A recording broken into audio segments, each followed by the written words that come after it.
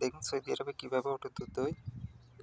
এই যে দেখুন আমার একটা বড় ভাই ওটের দুধ দুইতেছে। আসলে ব্যাপারটা যতটুকু সহজ মনে করতেছেন ততটুকু সহজ না, অনেক রিস্কি কাজটা, অনেক রিস্ক। এই দেখুন ওটা কী করতেছে, এই যে দেখুন একটু বেশক্ষণ হয়ে গেলে ওটা কামড় দিয়ে দিবে। কাজটা আসলে অনেকটা রিস্কি।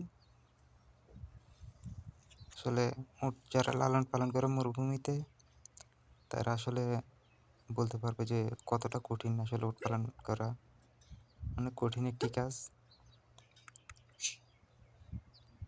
যে দেখুন কি করতেছে ওটা,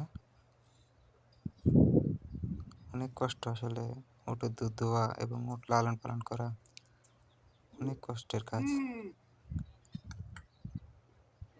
দেখুন ওটা কি করতেছে।